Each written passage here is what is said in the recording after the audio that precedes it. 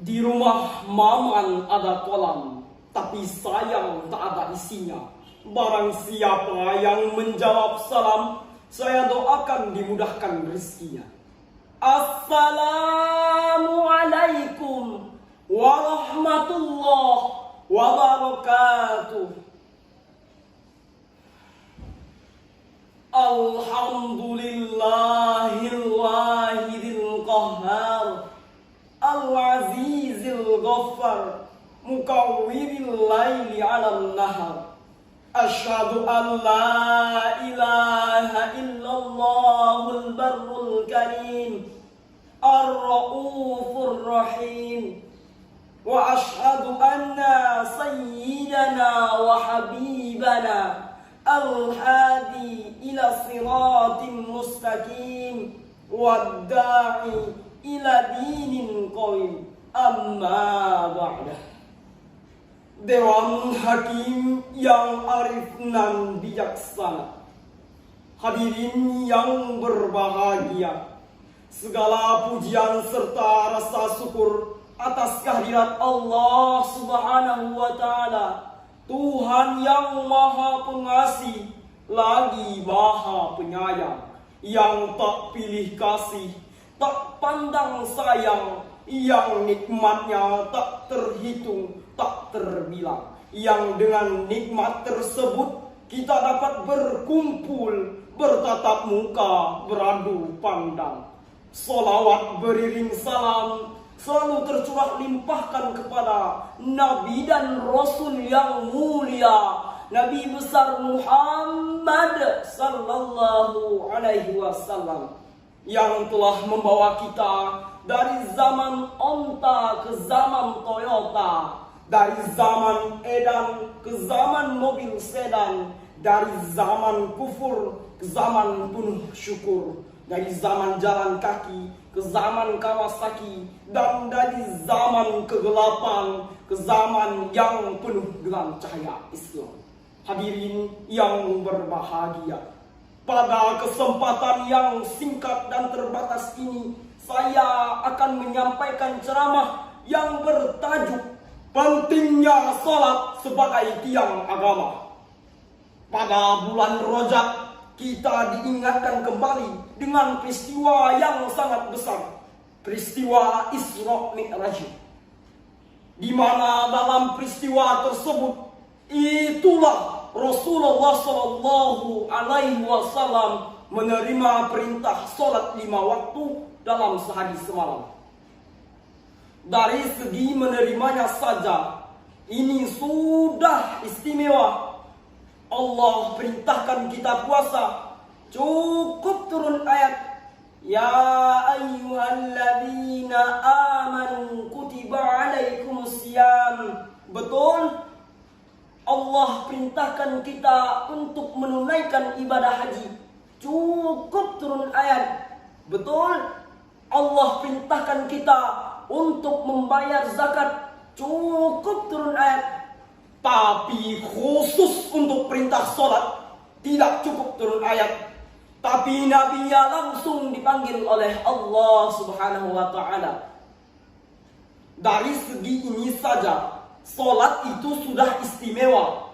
Benarlah kata Nabi, kedudukan sholat di dalam agama sama persis seperti kedudukan kepala dalam anggota tubuh manusia.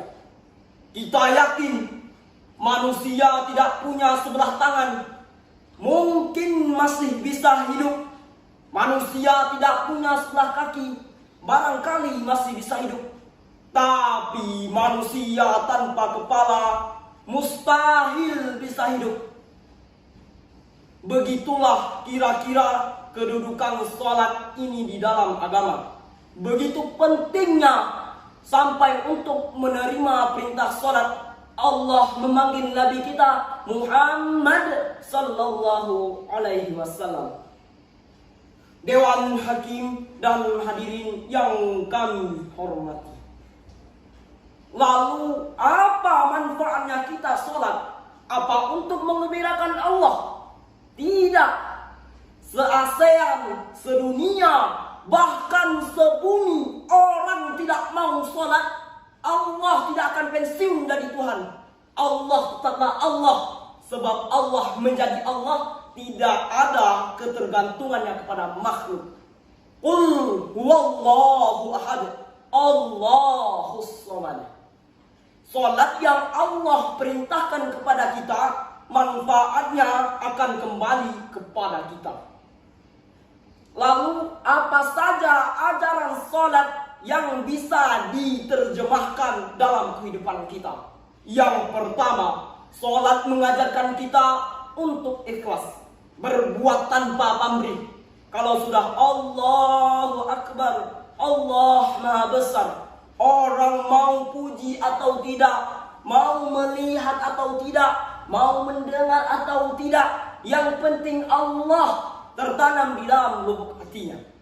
Wa ma umiru illa liya'budullaha mukhlishina lahuddin.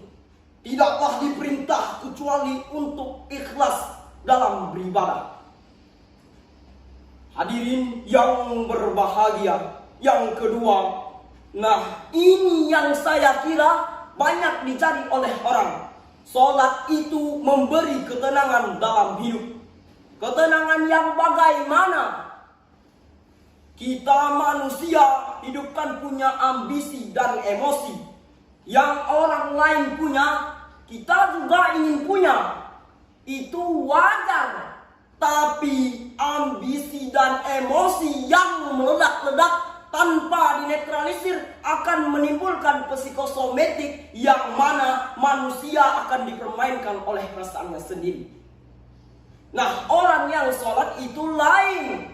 Dia tidak akan banyak terpengaruh dengan situasi yang ada. Sholat membawa ketenangan pribadi, berumah tangga, bermasyarakat, bahkan sampai bernegara. Inilah makna dari ayat Allah. Wa aqimis sholata, innas sholata tanha anil fahsya'i wal munkar. Sholat yang didirikan dengan betul mampu mencegah manusia dari perbuatan keji dan munkar. Hadirin yang kami muliakan, inilah ceramah yang bisa saya sampaikan. Mohon maaf atas segala kekurangan. Kura-kura merangkak di atas tanah, merangkak hingga ke belakang rumah.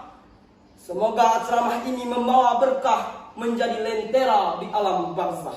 Wassalamualaikum warahmatullahi wabarakatuh.